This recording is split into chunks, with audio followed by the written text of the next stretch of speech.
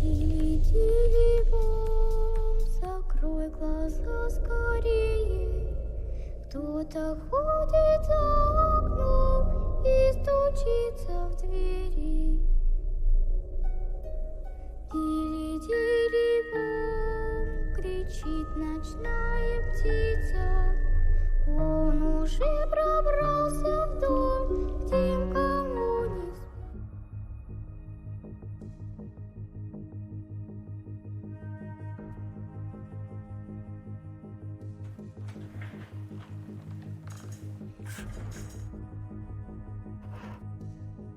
Bienvenidos. Esto es La Zona Oscura. Es un programa en el cual vamos a estar hablando sobre casos policiales, sobre casos paranormales, sobre un montón de cosas que nos interesan a varios. Pueden ser fantasmas, pueden ser apariciones, pueden ser asesinos. Cada programa va a tener una temática en particular y hoy, que es el primer programa, elegimos justamente un caso policial para comenzar. Vamos a estar hablando de un caso que es muy conocido en Argentina. Uno de los asesinos que fue, digamos, más mediático y de los cuales más se habló, y al día de hoy todavía se sigue hablando porque está vivo, está entre nosotros. Hoy vamos a hablar del dentista Barreda, un personaje bastante polémico y conocido por muchísima gente aquí en Argentina. Vamos a estar hablando sobre él, vamos a estar leyendo sus opiniones al respecto, pero primero vamos a conocer su historia, porque estoy seguro que no todos saben la historia y si la conocen por ahí tal vez no la saben en detalle. Vamos a intentar primero contar quién fue Barreda, qué hizo y qué lo llevó a cometer un crimen terrible contra su familia. Les quiero contar quién es. Ricardo Alberto Barreda nació el 16 de junio de 1936. Nació en La Plata, provincia de Buenos Aires. Vivió toda su vida ahí. Decidió estudiar odontología. Él quería ser dentista. De hecho, fue un muy buen dentista porque toda la gente de La Plata lo conocía, todos se atendían en su consultorio, todas las familias iban a atenderse con él. Todo el mundo lo conocía. Fuera de eso, era un apasionado por el fútbol, le gustaban mucho los partidos y le gustaba mucho también el cine. De hecho, en una entrevista una vez confesó que lloró viendo la película Tiempos Modernos de Charles Chaplin. Y hablando de llorar, hablando de sus emociones, tenemos que saber que era una persona que tenía un problema con sus emociones. Era muy pasional. Y si bien la mayoría del tiempo estaba con un estado de ánimo, digamos, tranquilo, hablaba con una voz bastante estática, no levantaba la voz, no gritaba. Cuando algo lo molestaba, cuando algo lo hacía enojar, literalmente explotaba de furia. Y esas explosiones de furia las tuvo toda su vida, desde muy pequeño, y siempre lo metieron en problemas. Durante mucho tiempo logró manejar esos ataques de ira, pero hubo uno en particular que le cambió la vida para siempre. Él se casó. De hecho, tuvo 2 hijas también y vivió junto con su esposa en la calle 48, entre 11 y 12, en La Plata. Pero no vivía solamente él con su esposa, sino que también tuvo 2 hijas. Una fue Cecilia, de 26 años, al momento del suceso que vamos a narrar. Ella estudió abogacía, se recibió, le iba muy bien. Y la otra fue Adriana, su hija menor, de 24 años, quien estudió odontología. Y este dato no es menor, porque ella era muy cercana con su padre, era muy cercana con Ricardo Barreda. De hecho, de toda su familia, era la única que tenía una cierta conexión con la cual él charlaba, se llevaban bien. Con el resto de la familia, su conexión era casi nula y tenía un trato bastante hostil. Además de su esposa y de sus hijas, vivía con ellos Elena Arreche. Ella era su suegra, tenía 83 años al momento del suceso. Y su suegra era precisamente la persona con la cual peor se llevaba de todas. En el año 1992, la vida de Ricardo Barreda no era lo que él había imaginado. Él se había imaginado tal vez ser un odontólogo prestigioso, vivir bien, tranquilo, tener su familia, pasarla bien, pero realmente esto no estaba sucediendo. Tenía un trato muy hostil con su familia, precisamente con su suegra. Su suegra todo el tiempo lo atacaba y tenían peleas constantes. Su matrimonio estaba destruido completamente. De hecho, estaban prácticamente separados, si bien no estaban divorciados en los papeles. Él casi nunca estaba en casa, iba y venía, tenía su propio consultorio, entonces se quedaba con su consultorio ahí, se quedaba viviendo ahí para evitar problemas en casa. Y de hecho, él a este punto tenía una amante llamada Hilda Bono, una mujer con la cual él pasaba el resto del tiempo porque consideraba que el trato con su familia no tenía arreglo y nadie sabe bien por qué. No se había separado del todo de su familia y seguía viviendo igualmente con ellos. Pero había un problema, las discusiones eran cotidianas. Llegaba un punto en que no se podía tolerar esto. Ricardo Barreda, como les dije, la mayoría del tiempo tenía una personalidad bastante introvertida y eso lo llevaba a chocar constantemente con su suegra, que tenía una personalidad extrovertida, con la cual discutían todo el tiempo. Él, además, tenía una afición. A él le gustaba mucho arreglar su ropa. Cuando, por ejemplo, se le descosía un botón, él mismo se lo cosía. Le gustaba mucho limpiar también su casa. Le gustaba mucho cocinar también.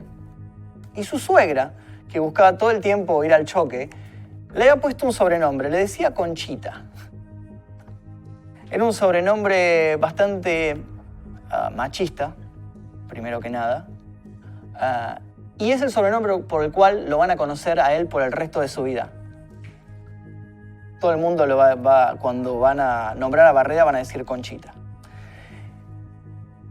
Le decían así precisamente porque él se dedicaba a este tipo de tareas y como su suegra tenía un concepto de familia, como les digo, bastante machista, le decía que se dedicaba a las tareas de Conchita. Hubo un día en particular, que fue el 15 de noviembre de 1992, que Ricardo Barreda dijo: hoy tengo ganas de limpiar las telarañas que hay en la cocina porque dan mal aspecto, porque están llenas de insectos. Entonces estaba precisamente en la cocina buscando una escalera para llegar hasta el techo, para limpiar las telarañas, y cuando la suegra le dijo: está bien, me parece bien que hagas eso, porque las tareas de Conchita son las que mejor te quedan. Ahí él se enojó. Como les dije, tenía una personalidad explosiva. Tal vez no contestaba en el momento. Tal vez contestaba después o tal vez masticaba la bronca que tenía y le dijo: no, ¿sabes qué?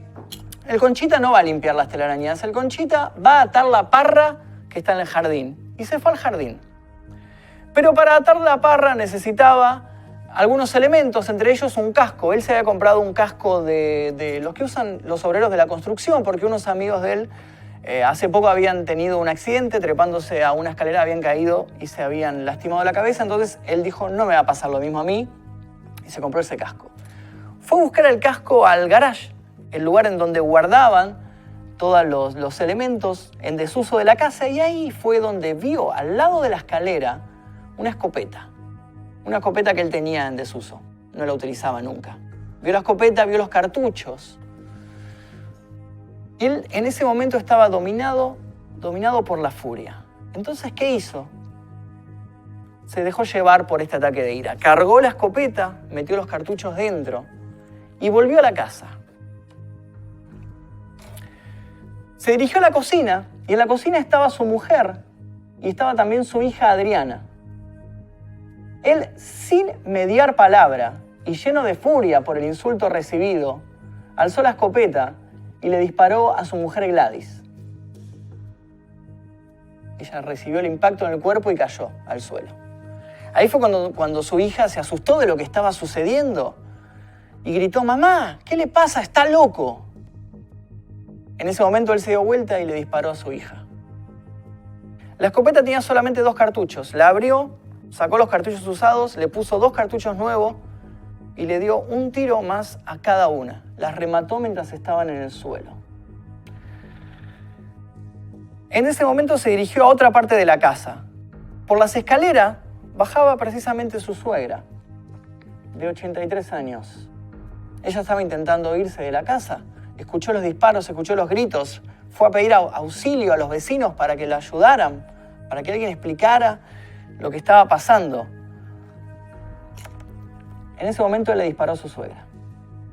Cayó. En ese momento aparece su hija Cecilia, la hija menor. Recordemos que con la hija menor él tenía cierta conexión. De todas las mujeres de la casa, era la única que él no odiaba. Porque era la única que había seguido la carrera de odontología como él y la única con la cual tenía cierto tipo de trato. Cecilia vio los cadáveres de su abuela, de su madre, de su hermana. Le dijo, ¿qué hiciste, hijo de puta? Entonces Barreda, tampoco sin mediar palabra, ¡pum!, le disparó a ella también. Sacó los 2 cartuchos que tenía, la remató a su hija y la remató a su suegra. En ese momento todavía seguía como en un estado de shock, poseído por la ira. Se sentó en un sillón de su casa, dejó la escopeta al lado y empezó a pensar qué iba a hacer. ¿Qué iba a hacer de su vida ahora? Entonces se le ocurrió un plan bastante raro, que no tenía, digamos, mucha consistencia y que no lo iba a llevar muy lejos. Juntó los cartuchos, se los llevó, agarró la escopeta, se subió a su auto y salió a dar vueltas por la ciudad. Vio una alcantarilla, tiró los cartuchos ahí, tiró la escopeta también ahí y se fue a encontrar con su amante. Fueron a un hotel de alojamiento con su amante, después fueron a comer una pizza, a tomar una cerveza y así estuvo dando vueltas todo el tiempo hasta las 19 horas más o menos. Recordemos que esto pasó más o menos a la mañana. En ese momento decidió volver a la casa, luego de dar vueltas y vueltas y vueltas. Regresa a la casa, da un pequeño recorrido, ve el estado en el cual dejó todo y llama a la policía. Llama a la policía y le dice, por favor venga, alguien entró a mi casa y lastimó a toda mi familia. En ese momento vino la policía. Ya desde el primer instante la policía se dio cuenta de que algo raro pasaba y que la historia que él estaba contando no tenía nada que ver con el escenario que habían encontrado. Él dijo que se había ido y que en su ausencia alguien entró, tal vez ladrones, y le habían matado a toda su familia y habían intentado revolver la casa para buscar cosas de valor y no habían encontrado nada. Fue tan sospechoso el relato que Barreda fue citado por el comisario, el entonces titular de la comisaría primera, un comisario llamado Ángel Petty. Él lo llevó a su oficina, le ofreció un café y le dijo, doctor, venga que tenemos que hablar usted y yo. Entonces agarró y le pasó el Código Penal, abierto en la página donde aparece el artículo 34, un artículo que lo que hace es establecer la inimputabilidad en el caso de aquellos que no distinguen la realidad o que no saben lo que hace por locuras u otras causas. Entonces Barreda agarró el Código Penal, lo leyó y sintiéndose tal vez amparado por lo que acababa de leer, se dio cuenta de que su estrategia, su plan no había servido para nada. Lo habían descubierto enseguida. Entonces lo miró al comisario y le dijo, sí, yo las maté. En ese momento fue detenido, fue arrestado y acusado de cuádruple homicidio. En el año 1995 fue llevado a juicio oral. El juicio fue muy famoso, fue televisado este juicio. Toda la prensa lo cubrió. Era un caso del cual todos los argentinos en el año 95 estaban hablando. Todos. Él declaró los días 7 y 14 de agosto de 1995 y su declaración fue sospechosa, iba cambiando la declaración. Cada vez que contaba la historia cambiaba el orden en el cual él contaba cómo mataba a los miembros de su familia. Primero decía que había matado a su hija mayor, después decía que había matado a su suegra. Siempre cambiaba la historia. Nadie supo bien por qué cambiaba a cada rato el relato.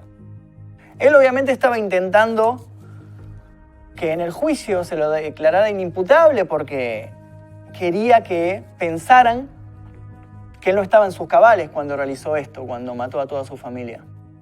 Esa era su coartada.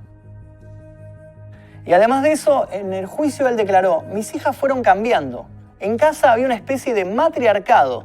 La orquestadora de todo esto era la madre de mi mujer, una persona de carácter fuerte, entrometida. Muchas veces propuse, somos una familia enferma y creo conveniente ver a alguien que nos ayude, pero la respuesta era, no, anda vos sos el loco acá. Con un poco de comprensión, con un poco de apoyo de parte de ellas, la tragedia se hubiera evitado, decía él. Lo volvería a hacer porque vivía en un infierno y me tenían loco. Eran ellas o yo. Si no las mataba a ellas me hubieran matado a mí. Eso fue lo que le declaró en el juicio a Ricardo Barreda, esa fue su coartada. Y la discusión en el juicio se centró en declarar si era inimputable o no, si él estaba consciente al momento de realizar esto o no. Obviamente el juicio terminó y Barreda fue condenado a reclusión perpetua por triple homicidio calificado y por homicidio simple. Esa fue la carátula que se le dio a la causa y eso fue la condena que tuvo.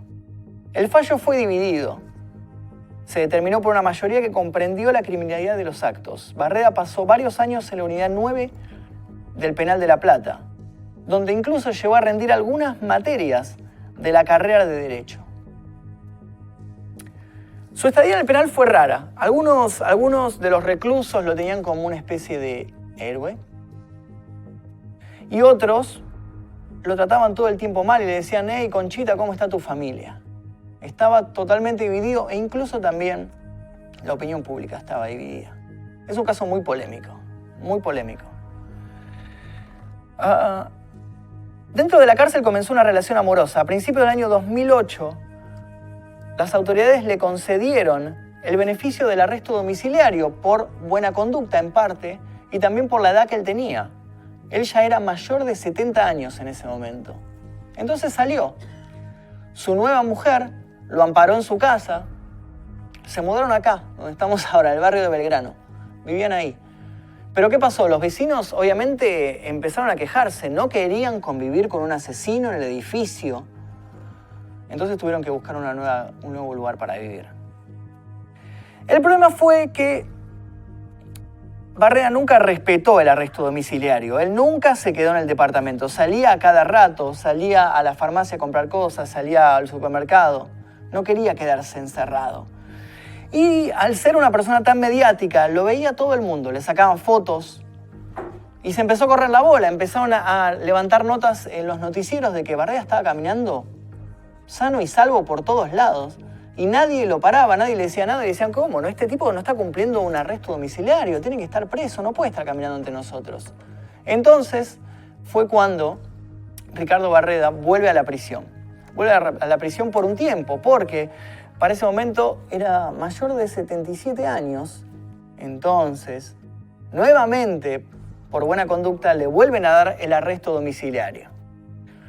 Él seguía en este momento en pareja con Berta Pochi André. Ellos vivían juntos y en el año 2012 Barreda fue fotografiado en una protesta contra el gobierno. Estaba ahí con una cacerola pegándole a la cacerola. Con el tiempo él se separó de esta mujer. La gente también le perdió el rastro. Y él volvió a la opinión pública hace precisamente unos años, en el año 2016, 2017, se hizo viral un posteo de una mujer que había hecho un posteo en Facebook diciendo que había un pobrecito abuelo en un hospital de Pacheco que estaba solo, que no tenía familia, que nadie lo visitaba, no tenía dónde ir a parar. Lo fotografiaron, le sacó una foto e intentó que esta foto se esparciera por todos los Facebook. Dijo, por favor, compartan, tenemos que encontrar a la familia de este abuelito que está acá solo. Entonces, cuando la foto se empezó a viralizar, la gente empezó a decir, pero ese no es un abuelo inocente, ese es Ricardo Barreda. Y claro, él en el hospital nadie le pidió documentos, no mostró nada y él dio una identidad falsa. Entonces las enfermeras no lo reconocieron, no sabían quién era y se habían apiadado de él. Con el tiempo lo echaron también de este hospital porque él quería quedarse a vivir ahí. No solo quería quedarse a vivir ahí, también hubo muchas quejas de las enfermeras de que él las maltrataba. Cuando lo querían echar, cuando le decían, señor, ya no puede estar acá, las amenazaba, las trataba mal. Barreda todavía conservaba ese mal humor constante que tenía, esos ataques de ira todavía persistían en él. Hoy en día Barreda sigue vivo. Hubo gente que me ha pasado fotos de que lo ha visto caminando por las calles de San Martín, provincia de Buenos Aires. Parece que anda suelto, parece que no tiene dónde vivir, no se sabe exactamente dónde está parando, no se conoce su domicilio actual, pero se lo ha visto también en varios hospitales, se lo ha visto por la calle haciendo las compras con las bolsas del supermercado. Hoy en día Barreda está entre nosotros, no sabemos exactamente dónde, pero tal vez algún día, si caminás por San Martín, o tal vez por La Plata, si vas por su casa hoy en día está abandonada. Nadie puede entrar. Tal vez te lo cruces.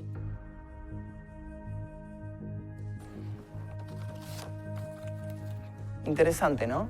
¿Qué sucedería si lo cruzáramos? ¿Qué le dirías si lo cruzaras? Quisiera que comenten qué les dirían. Quisiera conocer su opinión sobre este caso.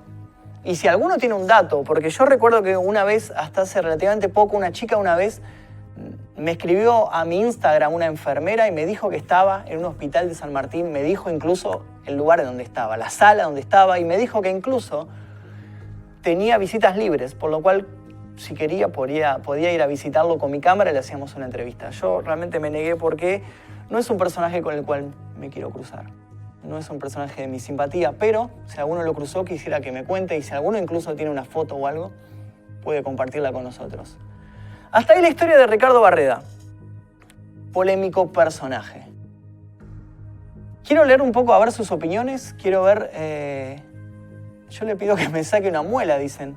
Yo no sé si le pediría hoy en día que me saque una muela, debe tener como 80 años hoy en día, no sé exacta la edad que tiene.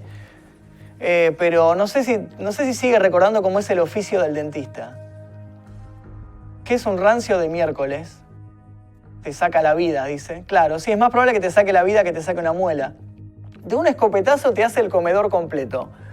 Método polémico el de Ricardo Barreda, método polémico. Barreda fue tan cara rota que hace un año fue a reclamar el auto que le habían confiscado. Claro, él tenía un Falcon en su casa, no sabía ese dato. Mirá, eso está bueno. Gracias, Mika Bam, por compartir ese dato. Mira, fue a reclamar el auto. Claro, el auto quedó dentro de su casa. Dicen las malas lenguas que murió y está enterrado como NN. No. O por lo menos no. Hasta hace, te digo, hace, no sé, 6 meses, menos de 6 meses, me pasaron una foto de él en un hospital. Ahora vamos a ver algunas fotos que estuvimos encontrando por la web. Yo estuve revisando algunos foros. Tenemos, miren, por ejemplo, Sin Condena, el caso del dentista. Libertad. Claro, esto fue un programa que se hizo en Canal 9, el programa Sin Condena, Norman Brisky interpretando al odontólogo Barreda. Era muy interesante este programa. Acá hacían recreaciones de casos famosos, María Soledad también se tocó en este programa. No solo eso, o sea, como les digo, fue muy interesante este caso en el sentido de que la opinión pública se hizo eco y mucha gente salió a hablar de esto. Tenemos fotos de la escopeta, esta es la escopeta que habló, de la que hablamos en el caso. Los cartuchos incluso se pueden ver ahí. Orbea, la marca de los cartuchos. Ahí está la escopeta. Magnus sale esa Urbex en la casa del Pussyman. No se puede. En este tipo de casos es complicado hacer una exploración urbana. O sea, tenemos que pedir permiso sí o sí. No podemos hacerla al estilo como hacíamos nosotros porque podés meterte en problemas legales. Graves problemas legales. Hay lugares donde podés entrar y revisarlo. Miren, acá tenemos el consultorio de él. El consultorio. Miren cómo está hoy en día abandonado. Completamente abandonado. Abandonado desde 1992. Con el ventilador, se puede ver el ventilador de esa época. Todos los elementos de la época. Fíjense, lleno de tierra. El auto. Este es el auto del que estábamos hablando hace un ratito. El Falcon que tenía él. Totalmente cubierto de tierra ahí en el garage de la casa de Barreda. Otra foto de la casa, la biblioteca. Fíjense, esto debe ser seguramente parte del consultorio también. Seguramente es la recepción. Miren el televisor antiguo. Son muy buenas estas fotografías. Exactamente, lamentablemente no sé quién fue el fotógrafo que las consiguió, pero este tipo de cosas se consiguen con un permiso, obviamente, legal, que te permiten ir a la casa y fotografiar. Fíjense cómo quedó la la casa. Esto debe ser parte de la cocina. Veo, parece un mueble de cocina. Se ve ahí una pava. Se ve cómo se está viendo abajo. Obviamente la casa se está viendo abajo. Hubo un momento en el que se quiso hacer, en esta construcción, esta casa, el gobierno de La Plata se la quiso expropiar y crear una comisaría para la mujer, para denunciar los delitos de violencia de género. Precisamente por lo que sucedió en este caso, les parecía que era como simbólico construir algo así en este lugar, derrumbar todo lo que sucedió, construir algo nuevo que sirviera para prevenir este tipo de casos. Pero parece que no prosperó y quedó abandonada la casa. Tenemos diferentes vistas desde el patio. No sé si tenemos a alguien de La Plata mirando. Sería interesante que nos confirme si la casa hoy en día, cómo está por fuera, cómo es, si hay una reja, cómo es por fuera. Sería interesante. El lugar se ve turbina, es buenísimo, dicen por ahí, sí. Sí. A ver, me acuerdo cuando lo metieron en cana. Era re chiquito yo también era chiquito. Tendría, no sé, el 92, ¿cuántos años tenía yo? 8 años, por ahí, 7 años. Sinceramente yo no recuerdo el caso de haberlo vivido yo, porque yo era chico cuando sucedió. Recuerdo más adelante, más de grande, de cuando empezaron a hablar de esto, porque el caso, lo que tiene este caso es que cada tanto va surgiendo en la opinión pública. La gente lo vuelve a reflotar. Se hizo incluso una canción, Ataque 77 hizo una canción sobre el caso. Yo me acuerdo cuando empezaron a pasarlo por la tele y eso, dicen. Sí, yo lo vi, dicen algunos. Por fuera está todo demacrado. Gonza, ¿qué sos, de La Plata, Gonza? Quisiera que si hay alguien de La Plata nos contara y nos compartiera ahí. Yo soy de La Plata, he pasado por la puerta, pero nunca intenté entrar, da miedo. No recomiendo entrar, se puede meter en un problema. Yo tengo un amigo, esta anécdota siempre la cuento, tengo un amigo que se metió en Cromañón sin permiso y terminó preso. Terminó 24 horas preso, le confiscaron las cámaras por 3 meses y le hicieron una probation, o sea, ahora tiene que hacer trabajo comunitario para evitar los problemas legales. Y ahora está como ahí. Así que este tipo de casos no recomiendo meterte en estos lugares. Hay lugares para meterte, yo me he metido en lugares abandonados que son más libres. Este en particular diría que no. Las fotos son de Mauro Zeta, de Telefe que se metió en el lugar. Mauro Zeta, gran periodista de este caso de policiales, tuvo acceso a la casa y logró conseguir estas fotos muy, muy interesantes. Le mandamos un saludo a Mauro Zeta. Yo lo vi, Magnus, soy de La Plata, dicen. ¿Por qué no haces una exploración en consultorio? Ya lo expliqué por qué, preferiría que no. Prefiero quedarme en mi casita viendo tus directos que haciendo trabajos comunitarios. Y sí, la verdad que sí. Era Marcos Calón. Sí. Es complicado. Este tipo de lugares es interesante de recorrer. Me encantaría realmente recorrerlo, más que nada, para poder atestiguar, para poder ver cómo está hoy en día. Más allá de las fotos, creo que sería interesante recorrerlo. Pero esto hay que hacerlo sí o sí con permiso. No lo hagan, no se metan por su cuenta. La canción que hizo Ataque 77 no es sobre Favaloro, sí. La canción de Favaloro, hay una canción sobre Favaloro, pero también hizo una sobre Barreda. Sale a invadir las redes de La Plata para que te den permiso, Magnus. Sería interesante para hacerlo como un especial de la zona oscura. Sería interesante realmente, pero sí o sí lo hacemos con permiso. Ataque tiene más de un tema, y sí, realmente Ataque tiene más de un tema. La canción Ataque se llama Barreda's Way. Ahí va, gracias por el dato. Barreda's Way es el tema de Ataque 77. Un dato que nosotros no dijimos cuando lo estábamos contando es que la escopeta, irónicamente, la escopeta con la cual cometió los crímenes, fue un regalo de la suegra para el cumpleaños de él. Por eso no hay que regalar este tipo de cosas. No regalen armas de fuego, chicos. No, preferiría que no. Es irónico este tipo de cosas, ¿no? Y claro, él no la había utilizado tanto la escopeta porque no era una persona de ir de cacería y demás, y la había dejado abandonada ahí en el garage de la casa. Y fíjense para lo que sirvió.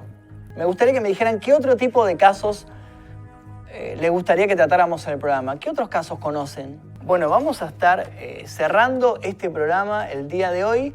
Muchísimas gracias a ustedes por habernos acompañado en este programa. Espero verlos en el próximo. Mi nombre es Magnus Mephisto y esto fue La Zona Oscura.